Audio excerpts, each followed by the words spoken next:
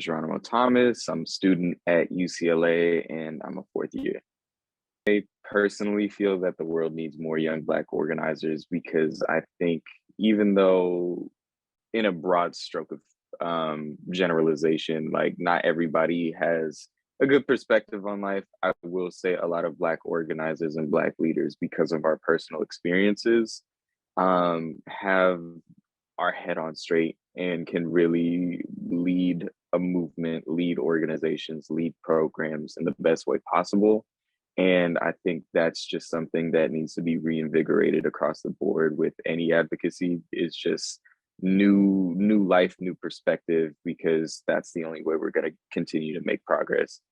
I hope to politicize people, just because I think coming into that course, I didn't really understand the connection between labor injustice and exploitation and how that kind of applies across the board in terms of just daily life. And so I really want to build that connection for people to realize that if we're going to change anything about our current society, at least in America and at least in the West, you have to attack that labor exploitation. You have to be able to address it.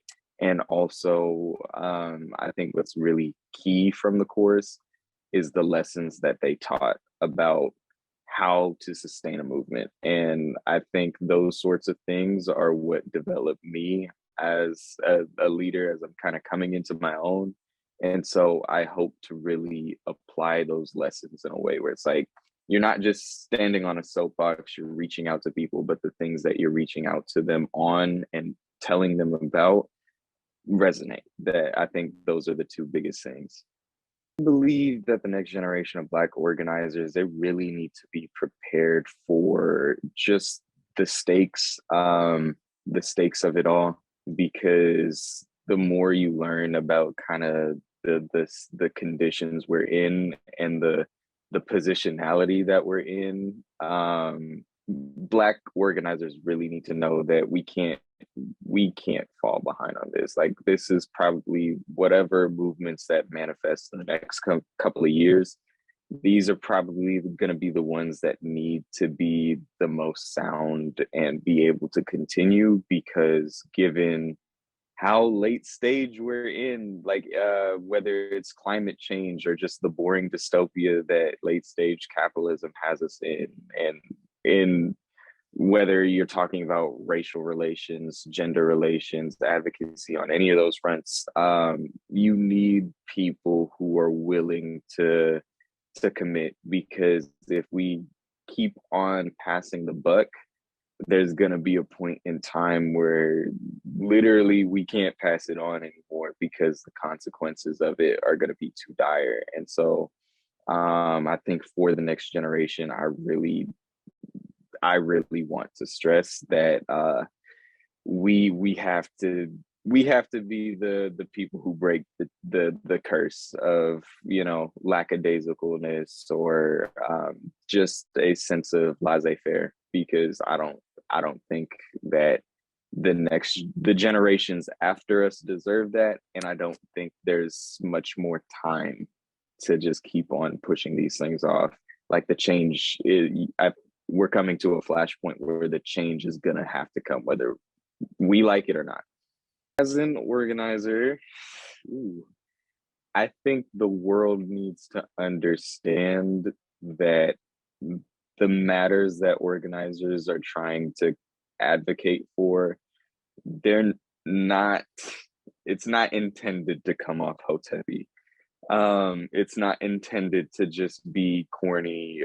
Because this morning I was watching like NFL Network, because obviously the Niners are playing today, so I'm super excited. And then one of the commentators, he was like, I was at a Rage Against the Machine concert. And he was like, I love it. They sold out the show.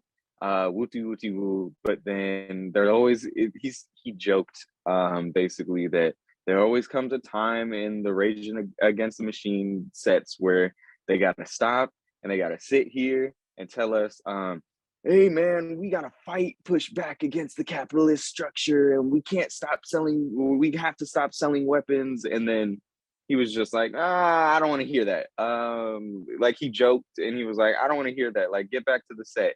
And everybody was laughing, and it's like, I understand y'all are entertainers, like you're doing this for a reason, but I think when that's just the general climate of how people receive real issues, it is a little bit troubling. And so I think the rest of the world needs to understand, like, you have to be willing to sacrifice your conveniences to hear the inconvenient truth. And because otherwise nothing's going to change, and you're not gonna have access to a truly better life. Because yeah, you might be clowning Rage Against the Machine for saying let's not sell weapons to whoever, but that very action, if actually acted upon, that's going to help stop the exploitation or repression of the third world, and more people can have the same conveniences you're happy behinds having on this Hollywood set. And so I just think that for the everyday person, it's really important to understand that this work is coming out of a labor of love, and it's a sacrifice. It's a sacrifice because it's one thing to be aware of the issues that are going around in life. Like, I think we've reached a point where people have, like, we're in a post awareness world where everyone's aware of the issues that are at hand, but no one acts on them. And so it's necessary to commend the people who do, because it's so easy to be aware of the issues at hand and then not do anything or feel like you can't do anything. So you have to give flowers, and you have to listen, and you have to act upon the school of thought that comes from people who do.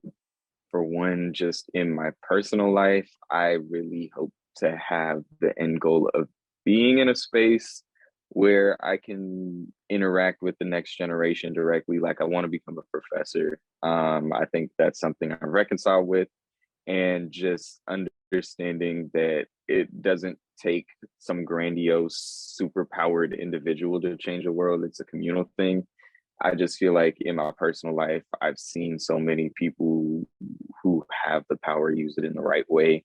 And so I want to do that. But secondly, I feel that in terms of inspiring the next generation, it's very similar to any ideological stance that you can have, whether it's like religious, your political ones, whatever. It's allowing your actions to do the talking.